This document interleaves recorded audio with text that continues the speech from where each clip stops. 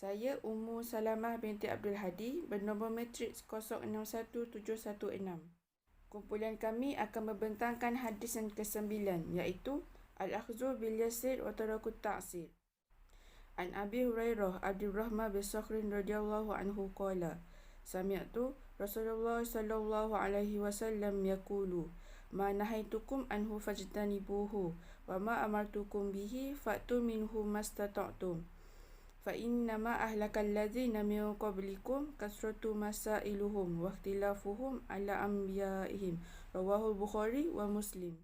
Maksudnya, ma nahaitukum anhu fajtanibuhu, hindarilah apa yang aku larang. Wa ma amartukum bihi fa'tu minhu mastata'tum, aku perintahkan agar kamu melakukan apa yang kamu mampu.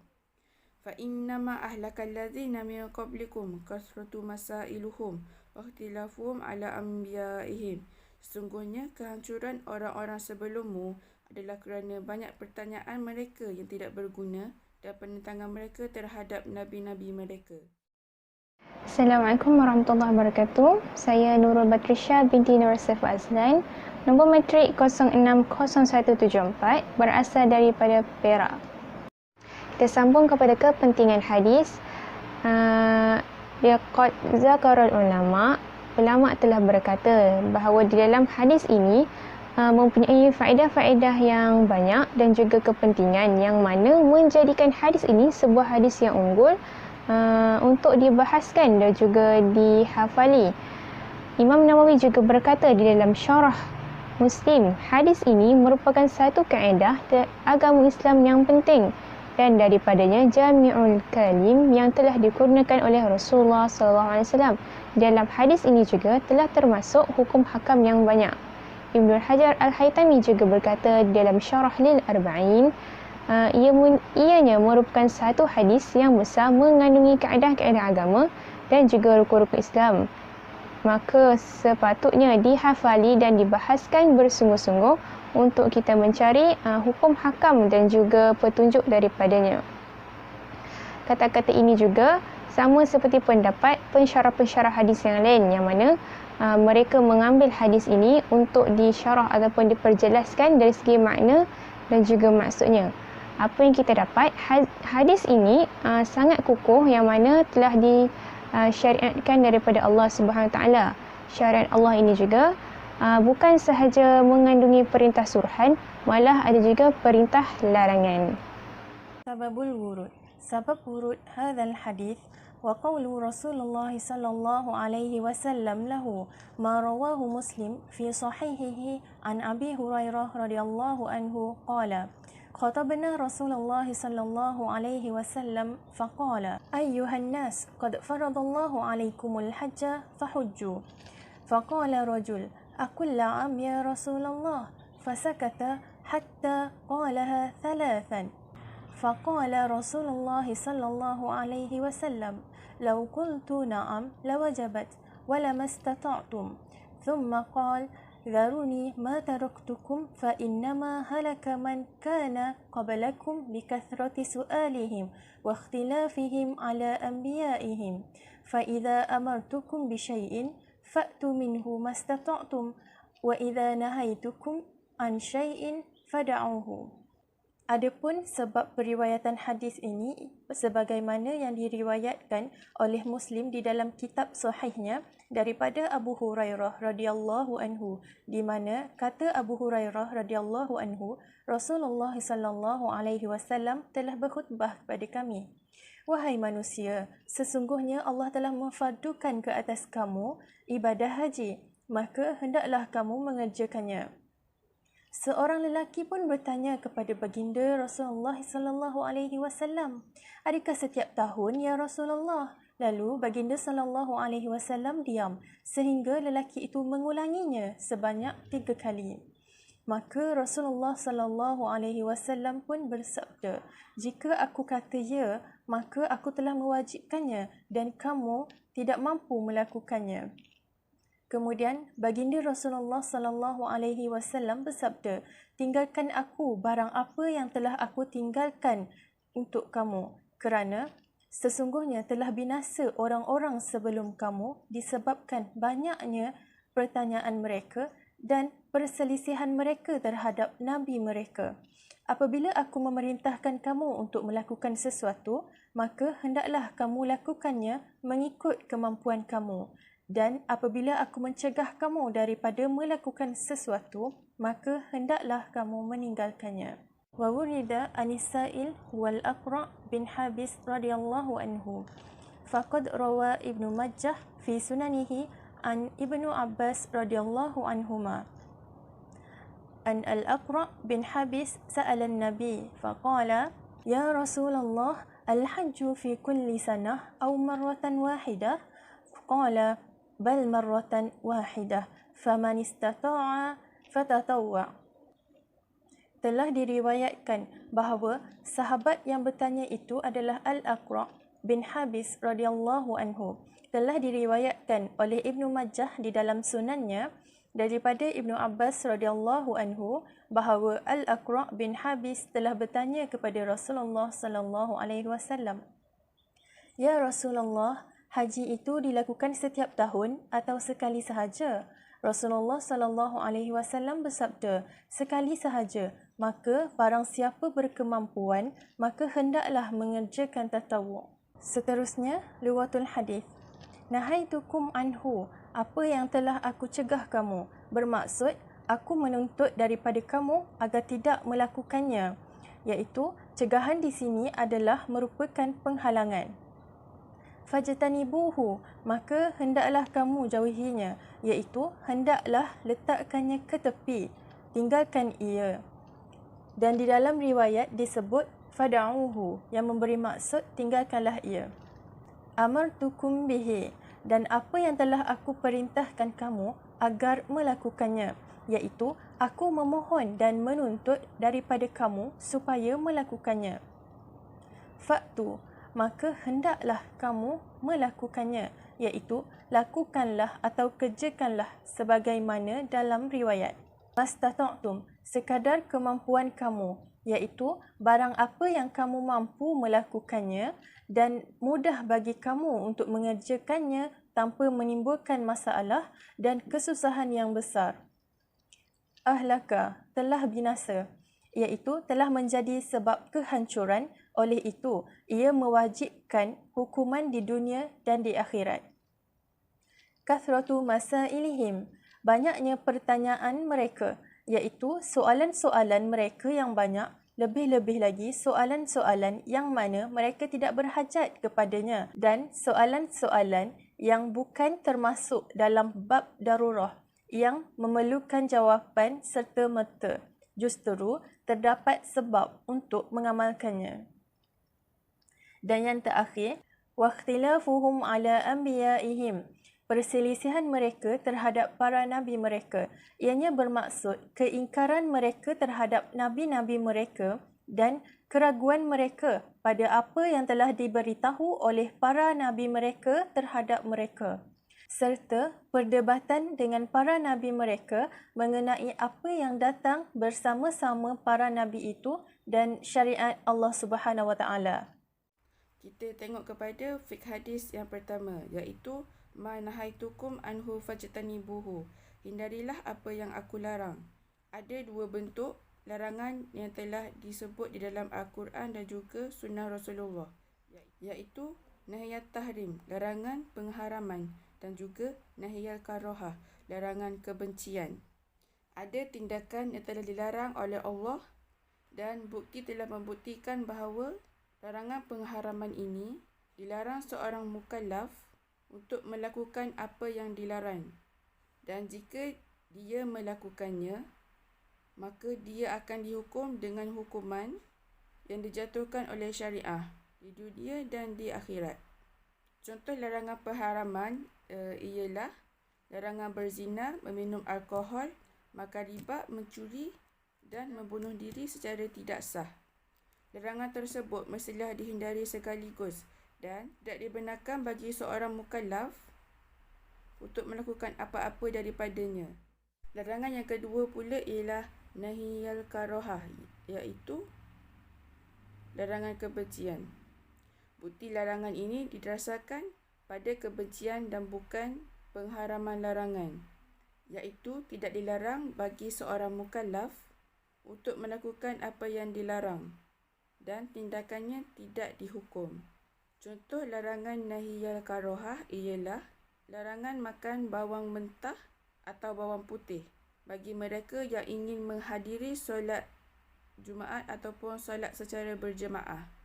Secara keseluruhannya, larangan tersebut dibenarkan untuk dilakukan. Tetapi wajar bagi seorang Muslim yang soleh untuk menghindarinya. Yang kedua ialah ad-darurat tabihal mahzurah, iaitu darurat melarang larangan. Apa yang dilarang mesti dilarang dan dihentikan sama sekali. Tetapi seorang mukallaf mungkin berada dalam keadaan yang memaksanya melakukan apa yang dilarang. Dan jikalau dia menolak untuk melakukannya, maka dia boleh membinasakan dirinya. Secara kesimpulannya, para ulama menetapkan perundangan ini sebagai keperluan membenarkan larangan. Contoh larangan yang dibenarkan itu ialah akala maitah liman faqad at-ta'am walam yaqdiru ala ghairiha. Kebenaran memakan daging mati bagi orang yang kehilangan makanan dan tidak mampu membelinya. Dibenarkan untuk menunjukkan aurat dengan tujuan rawatan di hadapan doktor. Agar mereka yang bertanggungjawab tidak melakukan kesalahan ini, para ahli hukum telah menentukan makna keharusan itu dengan membuat seseorang dalam bahaya mengancamnya dengan kematian atau dengan merosakkan salah satu organnya atau meningkatkan penyakit. Sehingga mereka menetapkan peraturan ini at-darurah taqdiru biqadriha. Keperluan diukur dengan ukuran. Peraturan ini diambil dari firman Allah, min ghayra baghim wala adin. Tetapi barang siapa yang terpaksa memakannya bukan kerana menginginkannya dan tidak pula melampaui batas, maka tidak ada dosa baginya. Surah Al-Baqarah ayat 173. Fiqh hadis yang ketiga pula ialah iltizamul amru, iaitu iltizam penegasan. Terdapat dua penegasan yang telah ditetapkan, iaitu amarul ijab wa amarul nadbi. Amarul ijab, amar Allah Ta'ala ala lisani Nabiyuhu sallallahu alaihi wasallam ayakumu bitasrifat wa yusamma wajiban. Allah telah memerintahkan melalui sabda Nabi Muhammad sallallahu alaihi wasallam agar umat Islam mengambil tindakan ini yang disebut sebagai wajib. Contoh penegasan yang wajib ini ialah perintah solat, menunaikan zakat, mengerjakan haji dan puasa dan lain-lain lagi yang terbukti di dalam hukum Allah, dan wajib seseorang mukallaf itu melakukannya sebagai perkara keperluan dan juga komitmen. Famithlu hazihil ma'murat yajibu ada'uha. Perintah di atas haruslah dilaksanakan. Wala yajuzu at-tasahil fi syai'in minha. Wala yu'zaru al-mukallaf bil ikhlal biha.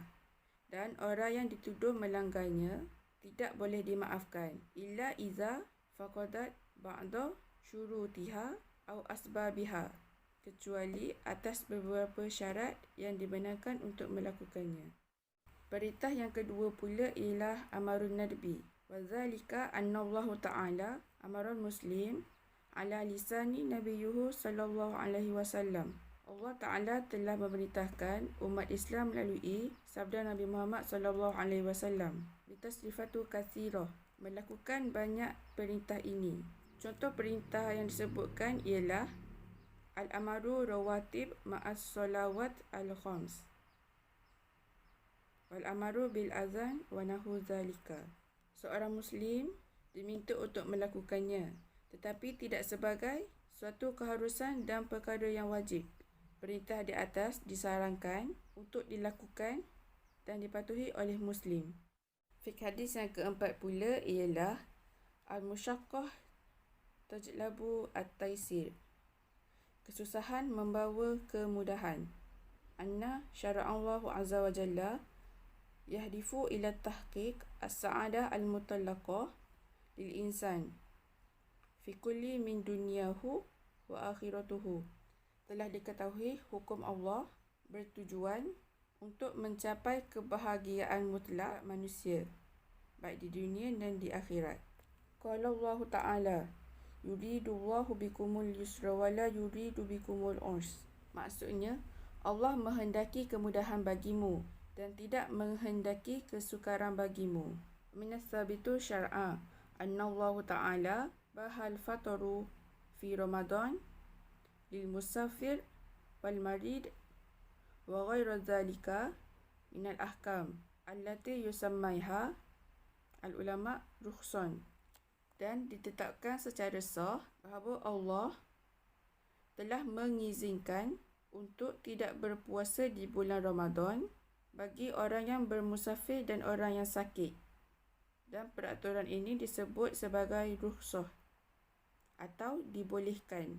Wa'iktimadan ala ma sabit fi syar'allah azza wa jalla wa du'al fuqaha hadhihi al-qa'idah al-musyaqqah tajlibu at-taisir.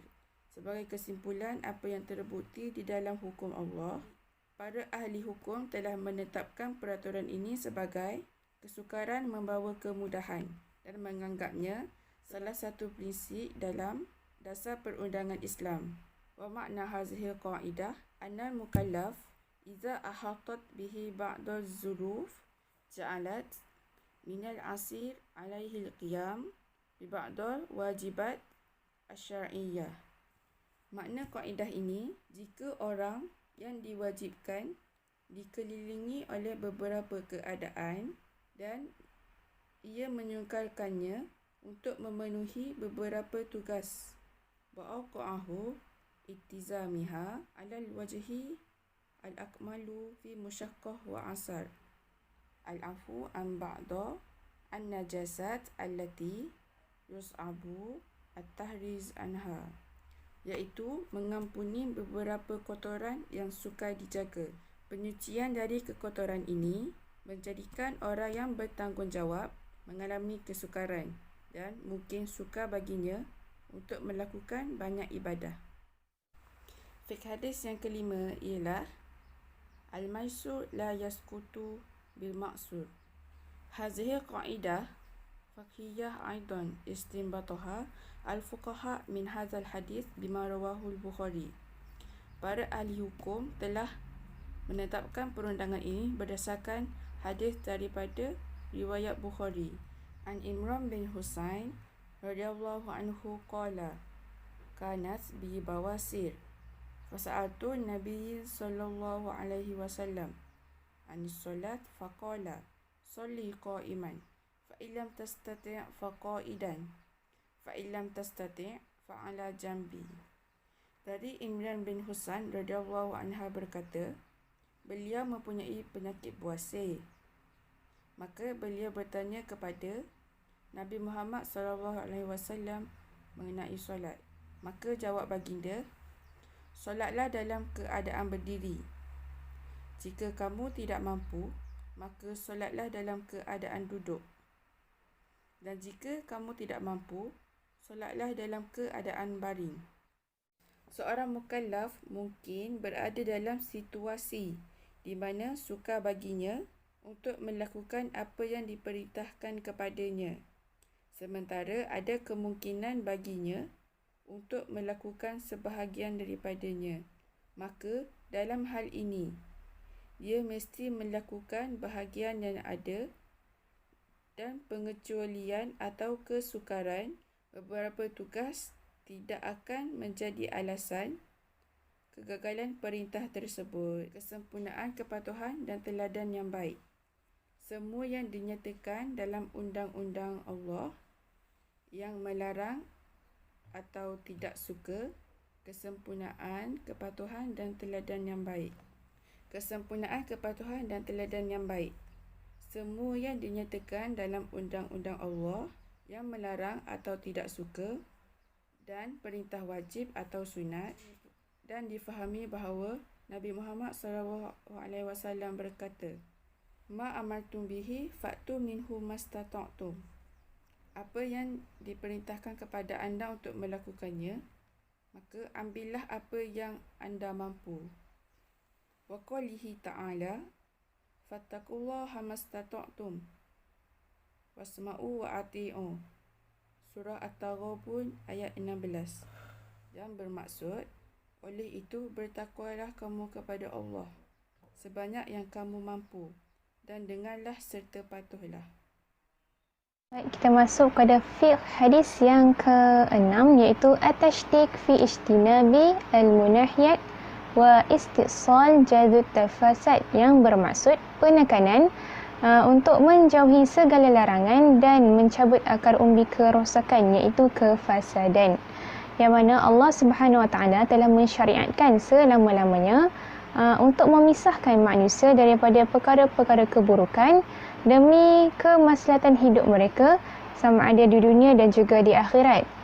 Apa yang kita dapat lihat bahawa syariat ini lebih terperinci dan lebih berhati-hati daripada perintah-perintah. Namun tidaklah pula kita nak meringankan perintah-perintah yang telah ditetapkan oleh Allah Subhanahu Wa Taala. Apa yang kita dapat simpulkan, dapat kita maksudkan, syariat agama Islam ini secara umumnya amat menegaskan untuk menjauhi segala larangan dan perkara-perkara haram. Namun ia melalui cara yang lebih khusus.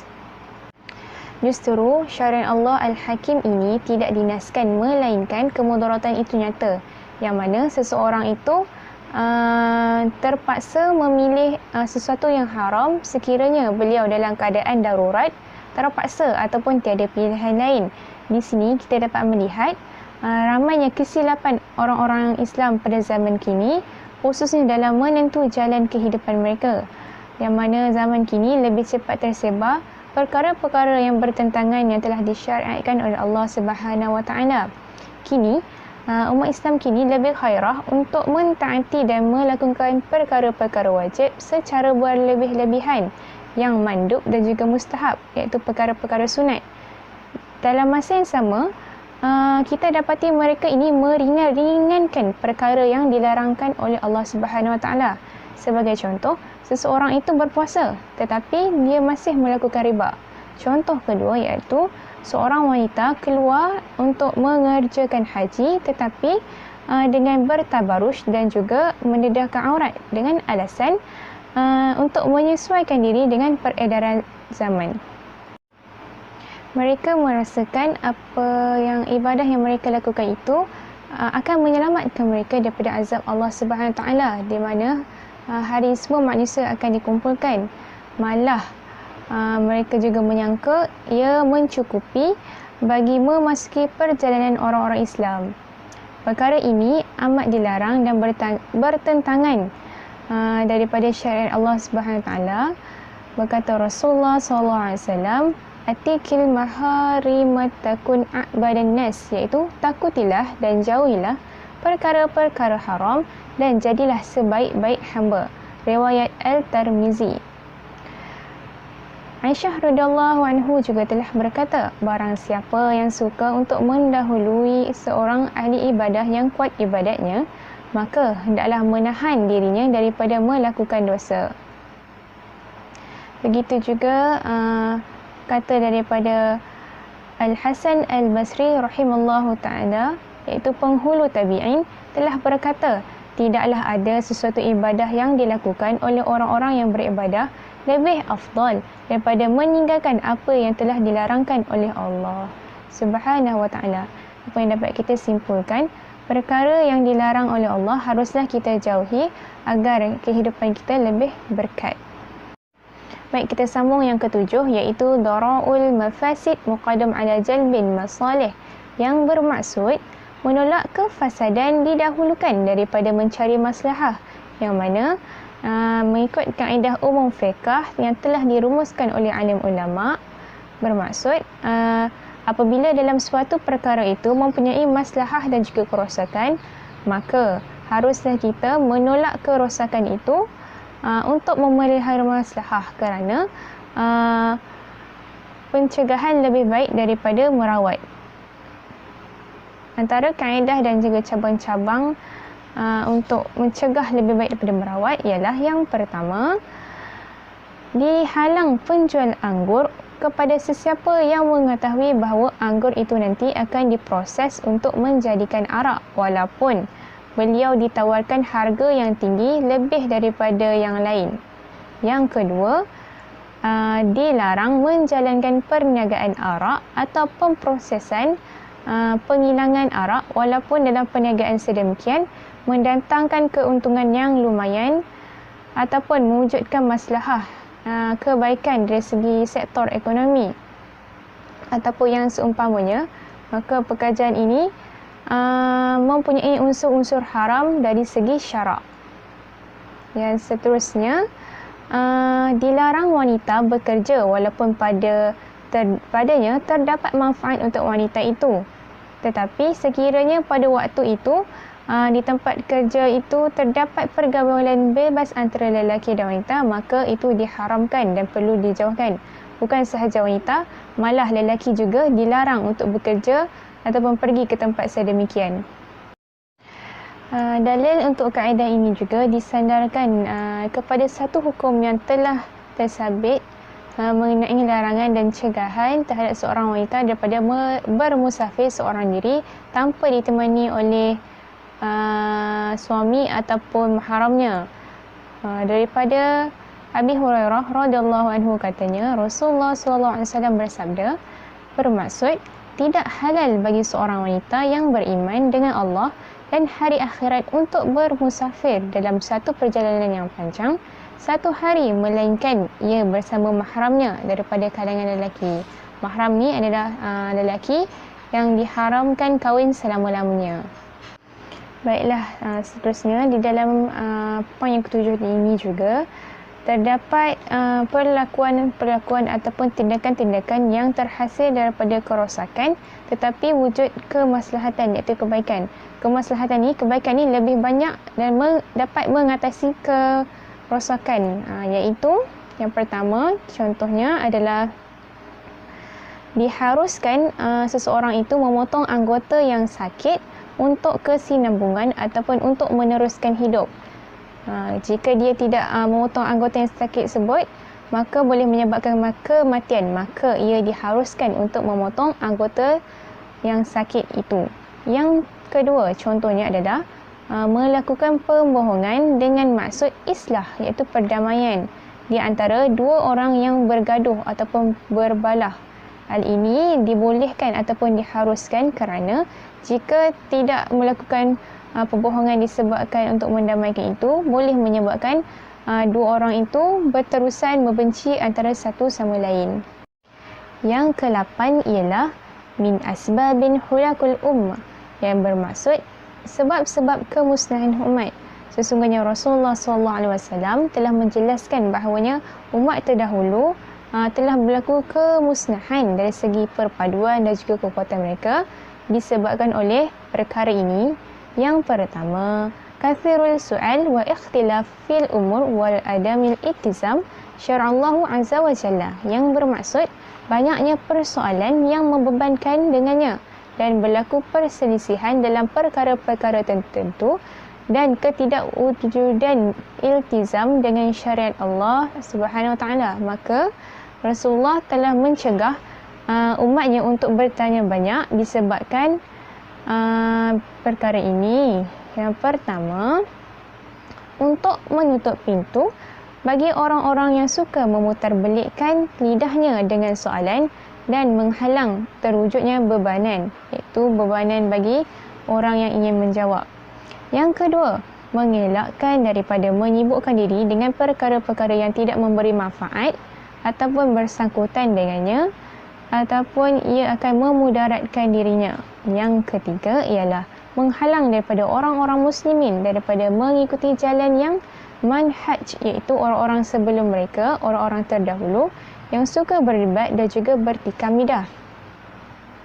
Telah diriwayatkan oleh Al-Bukhari dan selainnya daripada Mughirah bin Syu'bah radhiyallahu anhu bahawasanya Rasulullah SAW telah melarang daripada mendengar kepada apa yang diperkatakan dan daripada perkata-perkata yang banyak, serta melakukan sesuatu menyebabkan harta mereka menjadi pupus.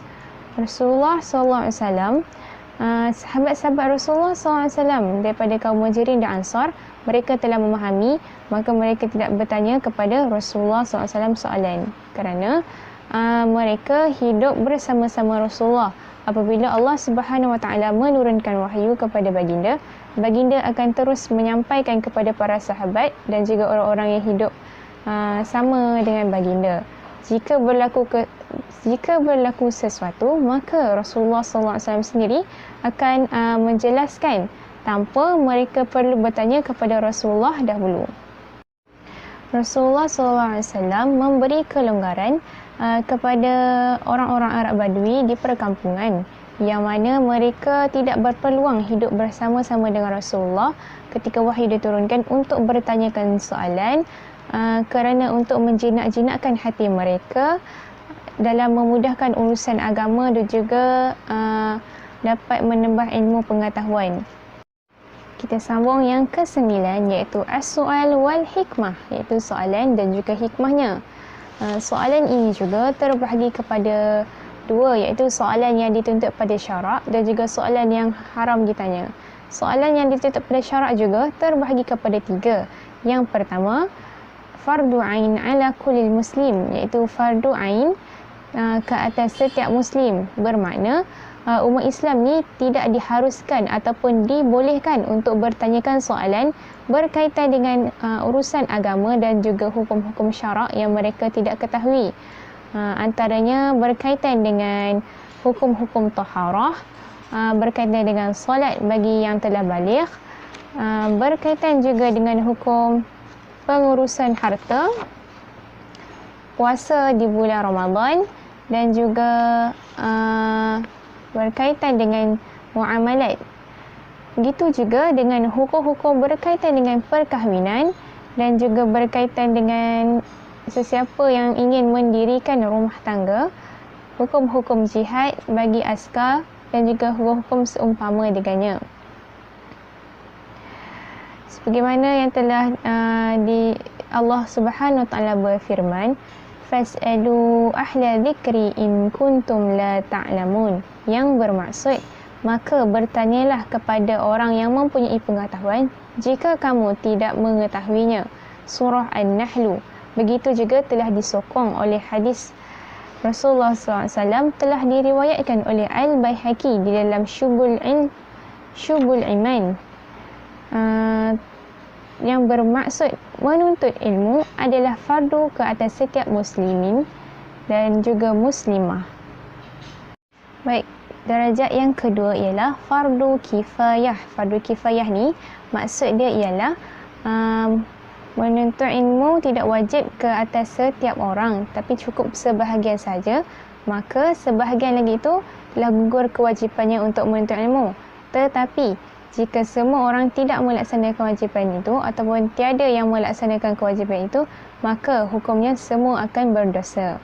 Menuntut ilmu ini juga ialah seperti diibaratkan dengan bertanya, yang mana kita dapat memperluaskan ilmu agama, kita dapat mempelajari hukum-hukum syarak dan juga amalan-amalan bertujuan untuk memelihara agama Allah Subhanahu Wa Taala. Justru yang mana telah pelajari, mereka telah mempunyai amanah untuk berdakwah ataupun menyebarkan ilmu itu dan mengajari orang-orang Islam yang lain apa yang telah mereka pelajari untuk urusan-urusan agama, dan dapat menjauhkan kaum muslimin daripada kesesatan dan juga tergelincir di atas landasan Islam. Seperti mana telah difirmankan oleh Allah, maksudnya, dan tidaklah betul dan elok orang-orang yang beriman keluar semuanya pergi berperang. Oleh itu, hendaklah keluar sebahagian sahaja daripada tiap-tiap puak di antara mereka, supaya orang-orang yang tinggal itu dapat mempelajari secara mendalam ilmu yang telah dituntut untuk mereka mengajar kaumnya yang keluar berjuang. Apabila orang-orang itu kembali, mudah-mudahan mereka dapat berjaga daripada melakukan larangan Allah. Surah At-Taubah, yakni bermaksud Allah berfirman, tidak sepatutnya kesemua orang Islam keluar berjihad. Maknanya sebahagian lagi tinggal untuk pelajari ilmu agama. Kemudian yang belajar ilmu agama tu perlulah menyebarkan apa yang mereka pelajari kepada orang yang baru pulang daripada jihad, supaya mereka tidak tergelincir daripada ilmu Allah dan mereka mempunyai petunjuk ajaran agama yang betul apabila mereka pulang daripada berjihad. Darajat yang ketiga iaitu mandub. Mandub bermaksud mustahab, iaitu sunat bagi seorang mukallaf itu untuk bertanyakan soalan yang berkaitan dengan amalan-amalan kebajikan, amalan-amalan takarub sebagai tambahan daripada fardu, ataupun soalan untuk kepastian tentang kesahihan si mukallaf dalam melakukan amalan-amalan wajib dan perkara-perkara yang dilarang untuk beliau lakukan. Seterusnya, bahagian kedua, soalan yang dilarang, iaitu soalan yang dilarang juga terbagi kepada tiga: haram, makruh dan juga mubah. Okay, kita tengok kepada haram, iaitu berdosa bagi si mukallaf jika bertanya mengenainya. Yang pertama, soalan berkaitan apa yang telah disembunyikan oleh Allah Subhanahu Wa Taala dan hamba-hambanya, iaitu berkaitan soalan bila berlakunya kiamat, soalan tentang hakikat roh dan sifat-sifatnya, dan soalan qada qadar dan seumpamanya.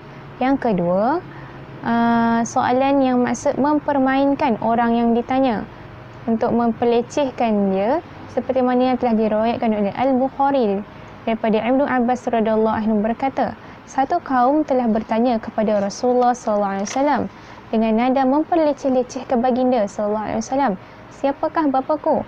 Bertanya pula seorang lelaki yang kehilangan untanya, di manakah untaku? Maka Allah Subhanahu Wa Taala telah menurunkan ayat ini. Maksudnya, wahai orang-orang yang beriman, janganlah kamu bertanyakan kepada nabimu hal-hal yang jika diterangkan kepadamu niscaya akan menyusahkan kamu. Surah Al-Maidah. Seterusnya, soalan yang diharamkan ialah soalan berkaitan dengan mukjizat dan meminta kejadian yang luar biasa dengan nada keingkarannya, dengan maksud untuk mempermain-mainkan dan membingungkan orang yang ditanya, sebagaimana yang telah dilakukan oleh orang musyrikin dan juga ahli kitab. Yang keempat, iaitu soalan yang mengelirukan, sebagaimana telah diriwayatkan oleh At-Tirmizi, oleh Ahmad dan Abu Daud daripada Muawiyah radhiyallahu anhu berkata, Rasulullah SAW menegah daripada perkara-perkara mengelirukan dalam An-Nihayah, iaitu bermaksud dengan segala masalah-masalah yang berkeliru, yang dikelirukan oleh alim ulama untuk mengelincirkan orang ramai di dalamnya. Justru itulah keburukan dan juga fitnah. Maknanya Rasulullah telah melarang untuk seseorang itu bertanya soalan bertujuan memperlecehkan ataupun untuk mengelirukan orang lain, tujuan untuk menjauhkan dia daripada Allah Subhanahu Wa Taala, ataupun bertujuan untuk menjauhkan seseorang itu daripada landasan agama Islam. Makruh ialah afdal bagi seseorang itu tidak bertanyakan soalan tetapi tidak berdosa jika dia ingin bertanyakan soalan. Yang pertama, soalan yang tidak perlu ditanya dan jawapan tersebut tidak mempunyai faedah keilmuan dan berkemungkinan akan menyusahkan orang yang bertanya. Yang kedua ialah soalan yang mana syariat diam mengenainya, iaitu perkara-perkara berkaitan dengan halal dan haram yang mana tidak dijelaskan oleh syarak sama ada ia perlu dilakukan ataupun dihalang. Malah soalan ini juga akan menyukarkan kaum muslimin, sebagaimana yang telah diriwayatkan oleh Al-Muslim daripada Sa'd bin Abi Waqqas radhiyallahu anhu berkata, Rasulullah SAW juga berkata, sebesar-besar jenayah kaum muslimin dalam kalangan orang-orang muslimin ialah barang siapa yang bertanyakan soalan yang tidak diharamkan ke atasnya orang-orang muslimin, maka diharamkan ke atas mereka disebabkan soalannya itu. An-Nawawi juga telah berkata, Al-Qadi'iyat bermaksud jenayah. Jenayah di sini ialah dosa seperti mana telah diperkatakan oleh jumhur ulama. Nawawi juga berkata, larangan ini khusus kepada zaman Nabi Muhammad SAW selepas syariat ini telah tertegak dan sejahtera daripada pertambahan.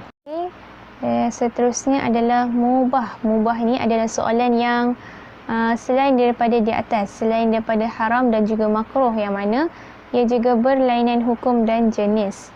Telah dinukilkan daripada Al-Nawawi, daripada Al-Khitabi di dalam syarah sabda Rasulullah SAW berkaitan dengan sebesar-besar jenayah kaum muslimin. Katanya, hadis ini ditujukan kepada orang yang bertanya dengan maksud untuk membebankan diri sendiri dan bertanya itu untuk mencari kesalahan.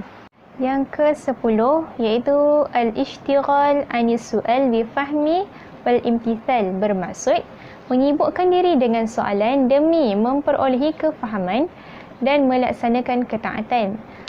Sebagai seorang Muslim, seharusnya dan sewajarnya kita memikul dan mengambil berat tentang apa yang telah datang daripada Allah SWT dan juga Rasulullah, dan berusaha untuk memahami perkara tersebut dan berhenti pada makna-maknanya tanpa mengadakan makna yang lain. Justeru, jika ia berkaitan dengan urusan keilmuan, maka hendaklah membenarkan dan beriktikad dengannya. Jika ia berkaitan dengan urusan-urusan amalan, maka hendaklah mengorbankan dengan berjuang untuk mengamalkan amalan tersebut yang termampu dan menjauhi segala larangannya. Barang siapa yang mengikuti perkara tersebut, maka mereka akan memperolehi kebahagiaan di dunia dan di akhirat. Sebaliknya, jika ada orang yang akan melakukan perkara yang bertentangan sedemikian dengan menyibukkan diri dengan perkara-perkara yang jauh daripada Rasulullah telah memberi amaran dan peringatan tentangnya, bagaimana tentang ahli kitab, iaitu ahli kitab telah musnah disebab banyaknya soalan dan berlaku pertelingkahan terhadap para nabi mereka. Begitu juga mereka tidak mentaati dan tidak patuh terhadap nabi-nabi mereka. Fiqh hadis yang ke-11 ialah mauqiful a'immah al-mujtahidina wal fuqaha. Adapun sebahagian besar kerisauan dan kerunsingan mereka itu ialah pencarian dan penyelidikan terhadap makna kitab Allah dan apa yang ditafsirkan oleh hadis-hadis sahih perkataan sahabat dan tabi'in. Mereka menjalankan penyelidikan terhadap hadis-hadis Rasulullah SAW bagi memperoleh makrifah tentang kesahihan dan kelemahannya. Kemudian memahami dan mendalaminya dan berhenti pada makna-maknanya. Kemudian makrifah perkataan para sahabat dan tabi'in dalam berbagai-bagai ilmu. Maka inilah jalan para alim ulama ahli agama yang berijma' di atas bidayah dan dirayah jalan mereka. Dan barang siapa yang berjalan di atas jalan yang bukan jalan mereka, maka mereka akan sesat dan menyesatkan orang lain. Lalu mereka akan mengambil barang apa yang tidak harus baginya dan meninggalkan barang apa yang diwajibkan ke atasnya. Yang ke-12, as-su'alu amma lam yaqa'. Soalan bagi perkara yang belum berlaku. Soalan tentang sesuatu ilmu amatlah dipuji sekiranya soalan itu diajukan untuk maksud mengerjakan amalan, bukannya untuk bermaksud riak atau perdebatan. Justeru itu, para sahabat dan para tabi'in tidak menyukai soalan tentang sesuatu peristiwa yang belum berlaku dan mereka juga tidak akan menjawab sekiranya soalan yang serupa itu diajukan kepada mereka. Amr bin Murrah berkata, Umar radhiyallahu anhu telah keluar menemui orang ramai dan berkata, adakah tidak sukar bagi kamu untuk bertanyakan kami tentang sesuatu yang belum berlaku? Sesungguhnya kami akan bertanya tentang sesuatu yang kami alami sahaja. Zaid bin Thabit radhiyallahu anhu tatkala ditanya oleh orang akan sesuatu, beliau berkata, adakah ianya telah terjadi? Jika mereka menjawab tidak, maka beliau berkata, tinggalkanlah sehingga ia berlaku. Telah diriwayatkan oleh Abu Daud di dalam kitab Al-Murasil mengenai perkara ini. Daripada Muaz bin Jabal radhiyallahu anhu, katanya Rasulullah sallallahu alaihi wasallam bersabda, telah diriwayatkan oleh Abu Daud di dalam kitab Al-Murasil mengenai perkara ini. Daripada Muaz bin Jabal radhiyallahu anhu, katanya Rasulullah sallallahu alaihi wasallam bersabda, janganlah kamu bersegera bertanya tentang sesuatu musibah sebelum ianya terjadi. Kerana sesungguhnya, jika kamu tidak bersegera bertanya tentang musibah tersebut, akan ada dalam kalangan orang Islam yang termasuk ke dalam golongan mereka yang berkata, iaitu menjawab soalan tersebut apabila ia berlaku, maka pandangannya tepat dan betul. Tetapi, jika kamu bersegera bertanyakan sesuatu, maka berpecahlah jalan-jalan itu daripada kamu, di sana dan di sini. Asal bagi semua perkara dan keadaan ini adalah semuanya dilakukan semata-mata kerana Allah Subhanahu Wa Taala dan bertakarrub kepadanya dengan makrifah, sebagaimana yang telah diturunkan kepada Rasulnya dengan mengikuti jalannya dan beramal dengan sedemikian itu dan menyeru manusia kepadanya. Barang siapa melakukan sedemikian, Allah akan memberinya taufik dan istiqamah, mengilhamkannya dengan petunjuknya dan ilmunya yang tidak diketahui. Seterusnya, su'alus sahabah radhiyallahu anhum lil amal.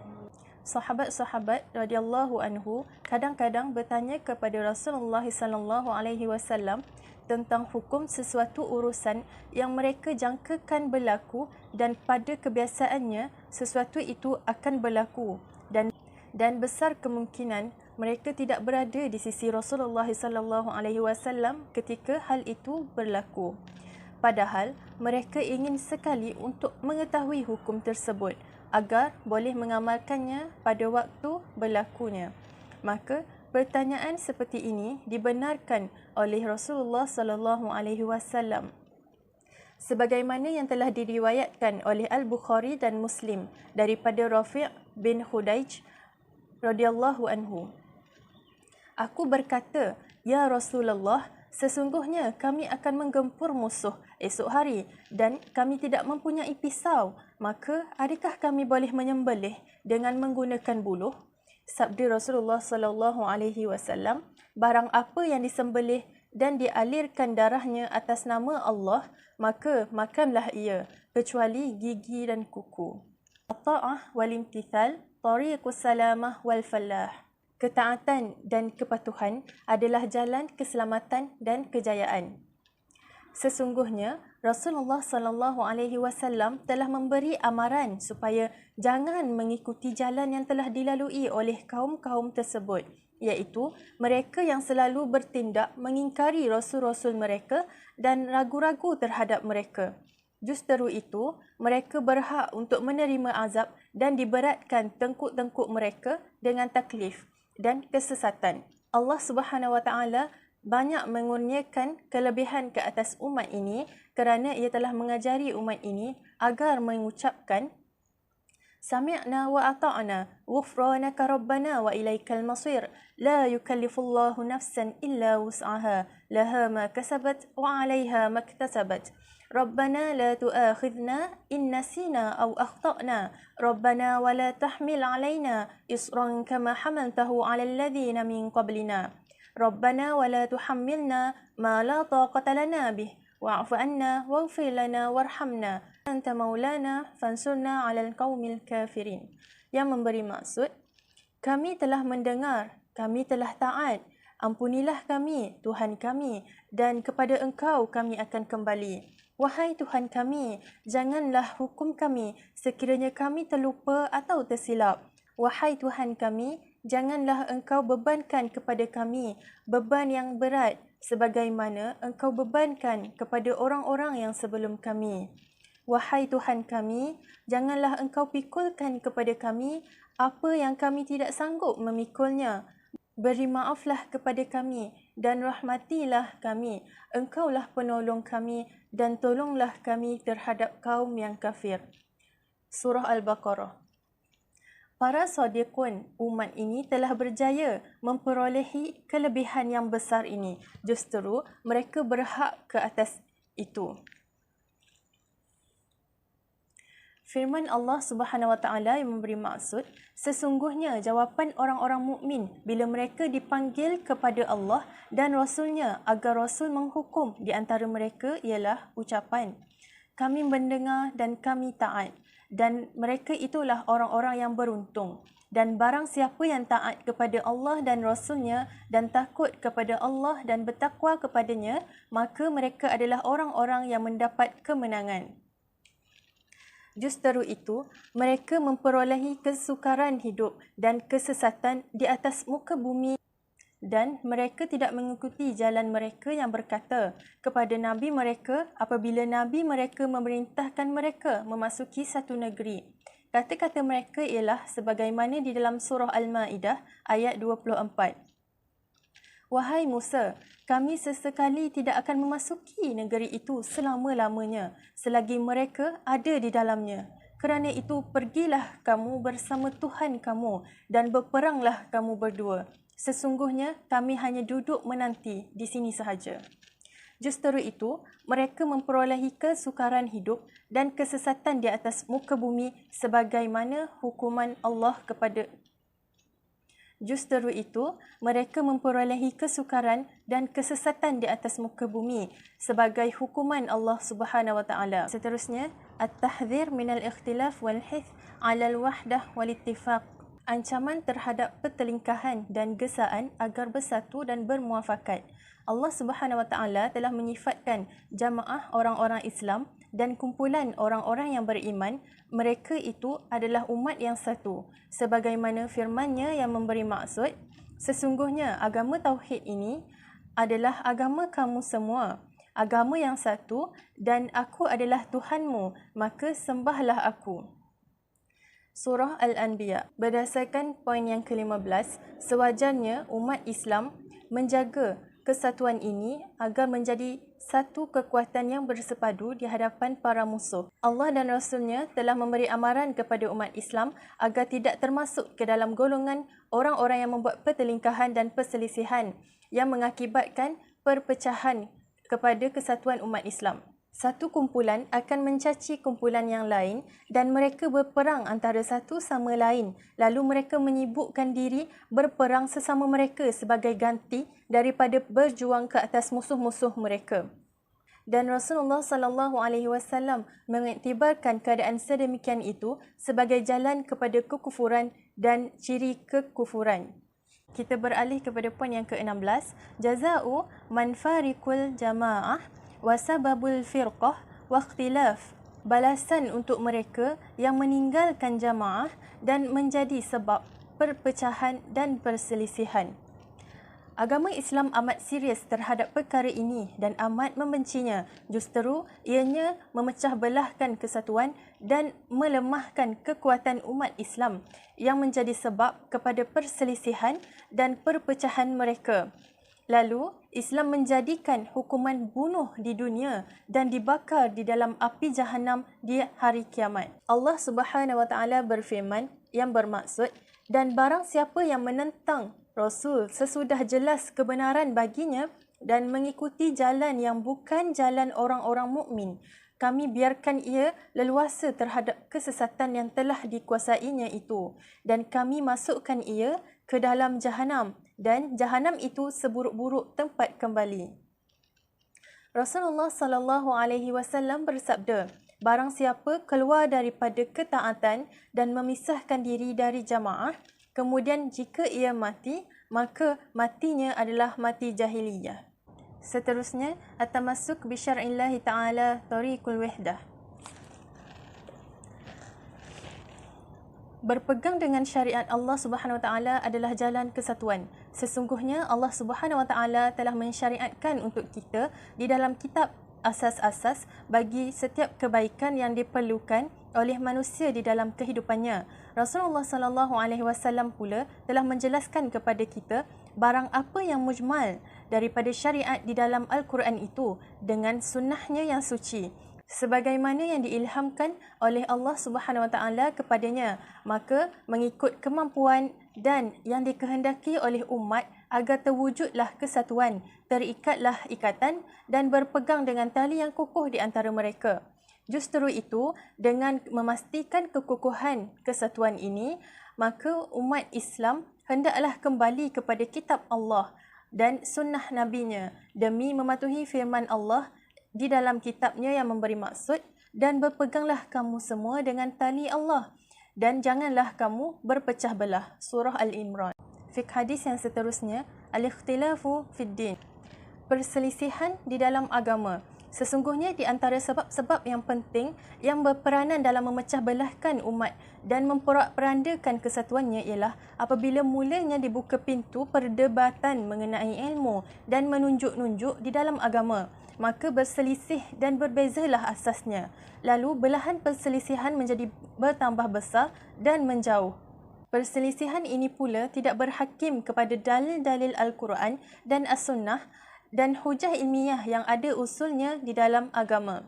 Oleh sebab itu, kita dapati kitab Allah memerintahkan kita agar menegakkan syariat Allah Subhanahu Wa Taala.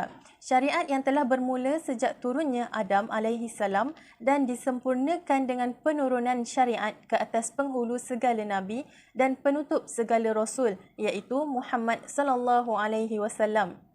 Hendaklah kita beriltizam dengannya dan menjauhkan setiap benda baru dan janganlah menoleh ke arah pendapat atau ijtihad yang bertentangan atau melanggari nas daripada nas-nas atau bertentangan dengan asal daripada usul-usul. Rasulullah sallallahu alaihi wasallam telah menjana pemikiran kita agar mempelajari Al-Quran dan memahami maknanya agar beramal dengan apa yang disuruhnya. Jika timbul perselisihan di dalam pemahamannya, maka timbullah pertelingkahan. Maka Rasulullah sallallahu alaihi wasallam telah memerintahkan kita agar meninggalkan penyelidikan dan bangun dengan ketaatan sehingga hati-hati menjadi bersih dan pemikiran bersinar dan mentaati kitab Allah dengan siddiq dan ikhlas. Telah diriwayatkan oleh Al-Bukhari daripada Jundub bin Abdullah Al-Bajali radhiyallahu anhu. Katanya Rasulullah sallallahu alaihi wasallam bersabda, "Bacalah kamu akan Al-Quran, dengannya hati-hati kamu akan bersatu. Apabila kamu berselisih, maka bangunlah darinya." Iaitu tinggalkanlah perselisihan itu. Dalam masalah ini, Rasulullah menjelaskan melalui hadis di dalam bab ini bahawa sesungguhnya kebinasaan umat-umat terdahulu adalah kerana mereka berselisih dalam agama mereka dan menyalahi apa yang dibawa oleh Nabi mereka. Seterusnya, al-khatru fi ittiba'il hawa. Bahaya mengikut hawa nafsu adalah bala dan musibah yang sebenar-benarnya apabila faktor yang mendorong terjadinya perselisihan di dalam agama adalah disebabkan kepentingan tertentu, hawa nafsu, kedegilan dan melampaui batasan. Oleh sebab itu, kita dapati kitab Allah Subhanahu Wa Taala telah memberikan contoh-contoh manusia seumpama itu yang telah menimbulkan perselisihan di dalam agama dan ingin agar orang-orang Islam berpecah belah kepada kumpulan-kumpulan dan golongan-golongan daripada daerah keislaman. Maka Allah Subhanahu Wa Taala telah menyelamatkan nabinya daripada golongan ini. Perselisihan yang tidak berhukum kepada dalil-dalil dan hujah-hujah akan membentuk perselisihan yang menjadi sebab kemusnahan umat. Rasulullah sallallahu alaihi wasallam telah mengisyaratkan kepada kita dengan sabdanya yang bermaksud, sesungguhnya telah binasa orang-orang yang sebelum kamu disebabkan banyaknya pertanyaan dan perselisihan mereka terhadap para nabi mereka. Dan Al-Quran juga telah memberi amaran kepadanya.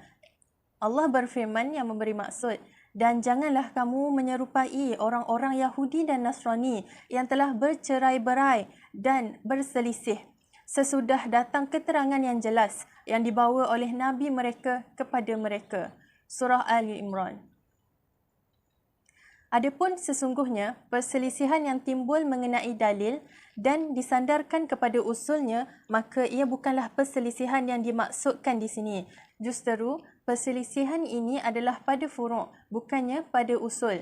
Perselisihan seumpama ini tidak mewujudkan perpecahan dalam kalangan orang-orang Islam. Bahkan ianya adalah mercu tanda keanjalan dan kelenturan syariat dan kebebasan berfikir di dalam syariat itu. Selagi mana ianya di dalam kerangka kaedah-kaedah, asas-asasnya dan simbol istiqamah umat, di mana umat ini tidak menerima sesuatu untuk diamalkan melainkan setelah mereka beriktikad bahawa ianya hak dan layak dan ianya tertegak di atas dalil-dalil yang mana mereka berpuas hati dengannya dan menerimanya. Faedah hadis. Sesungguhnya haji itu diwajibkan sekali dalam seumur hidup atas sesiapa yang cukup syarat-syaratnya dan tersedia sebab-sebabnya dan juga telah memiliki nafkah yang lazim untuk perjalanan ibadah haji tersebut. Sekian daripada kumpulan kami, hadis yang ke-9, ambil yang mudah, tinggal yang sukar. Wallahu a'lam.